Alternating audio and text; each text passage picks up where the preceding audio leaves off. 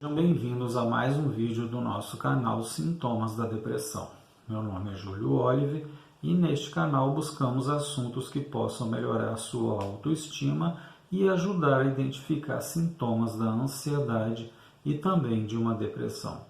Se você estiver nos vendo pela primeira vez, então se inscreve no nosso canal para receber nossos conteúdos, deixe seu like e procure interagir conosco, dando suas sugestões, deixando um breve relato que possamos compartilhar no nosso canal. Imagine como poderá ser impactante se na vida de alguém que pode estar esperando neste momento uma palavra amiga, ouvir nesse momento um relato, um breve testemunho, né? Pode ser muito impactante aí uma pessoa que pode estar angustiada. Parece que não, mas no fundo impacta sim. Então, pessoal, manifestem-se se puderem e deixem aí o seu relato. Mas saiba que você não está sozinho. Conte sempre conosco, com o nosso canal aí, para você desabafar e deixar os seus elogios ou suas opiniões, ok? Neste vídeo nós vamos falar sobre o que é uma neurose fóbica ou a neurose de angústia. Na neurose fóbica, a pessoa sente um medo desproporcional de um objeto, ideia ou situação específica.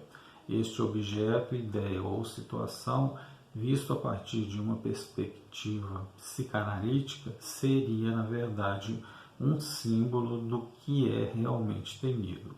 A primeira pessoa a falar sobre neurose fóbica foi Sigmund Freud. Para ele, essa neurose fazia parte das chamadas neuroses de transferência e se manifestava como um medo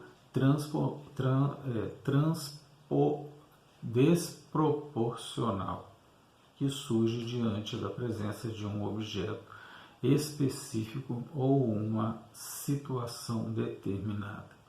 Para Freud, a fobia é um medo desproporcional. Entretanto, a neurose fóbica é o comportamento diante do objeto que causa um temor absurdo. Existem inúmeros tipos de fobia. Elas recebem seu nome em função do objeto que causa o temor irracional. Pode-se dizer que qualquer objeto pode se transformar em uma fonte de medo na neurose. Uma das características essenciais é que a neurose fóbica aparece nas pessoas que chamamos de normais.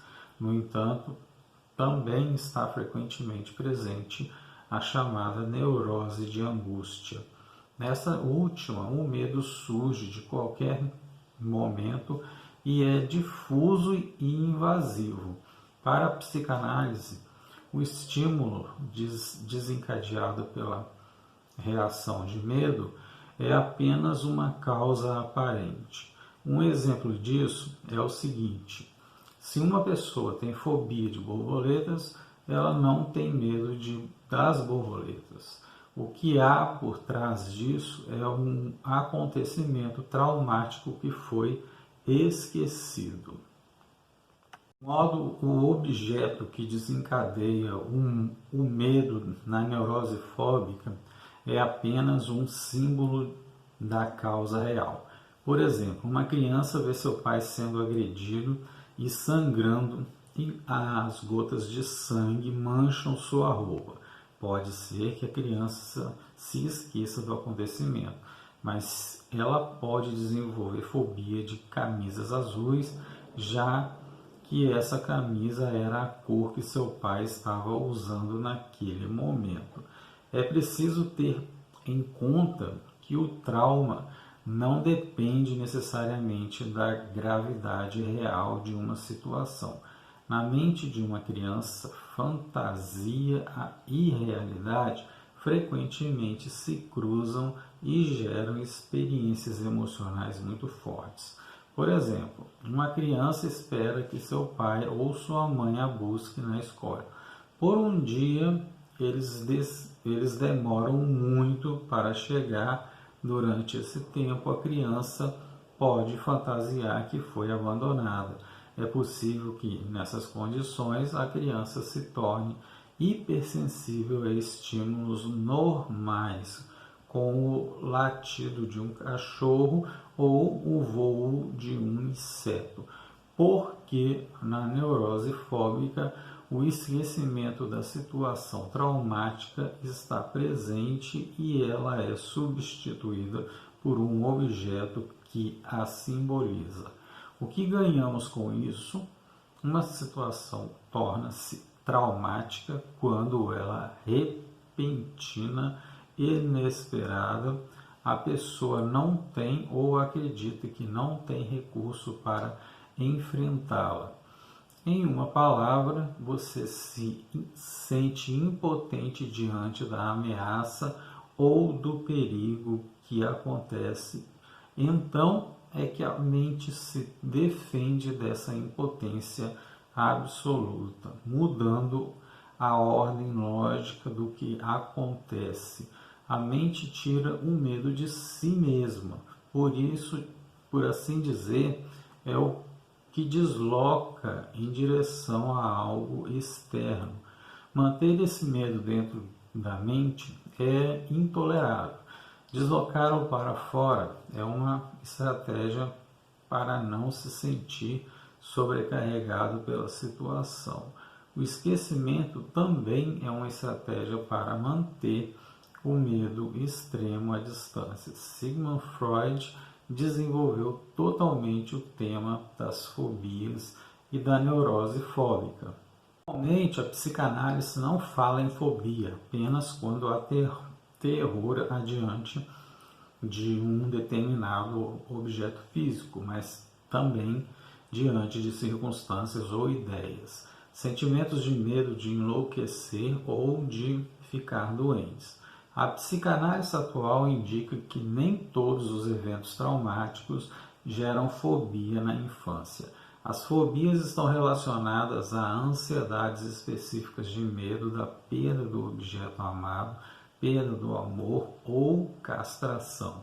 Ainda não se sabe por que crianças mais novas desenvolvem fobias de animais grandes, enquanto crianças mais velhas desenvolvem fobias de animais pequenos, principalmente insetos. A neurose fóbica não é uma única condição na qual existem fobias. Elas também podem ser sintoma de outros tipos de problemas de distúrbios. Às vezes elas fazem parte de um transtorno de ansiedade, no qual a ansiedade é mais constante e errática, ou seja, não existe apenas medo diante de um objeto, ideia ou situação específica, mas assim uma sensação imprecisa de medo. Também é possível que as fobias façam parte de uma neurose obsessiva. Nestas, a ansiedade é menor e tende a se tornar habitual. Por exemplo, alguém que tem medo de germes desenvolve uma série de rituais para se defender dele. Uma pessoa com a neurose fóbica entra em paradoxo quando é em contato com uma fonte de germes. A característica da neurose fóbica é que a pessoa afetada sempre foge na presença do estímulo que gera a fobia. Da mesma forma, experimenta constantemente o desejo de controlar o mundo externo. Na realidade, ela deseja manter aquilo que reprimiu, aquilo que estava sob controle. Obrigado, fiquem com Deus.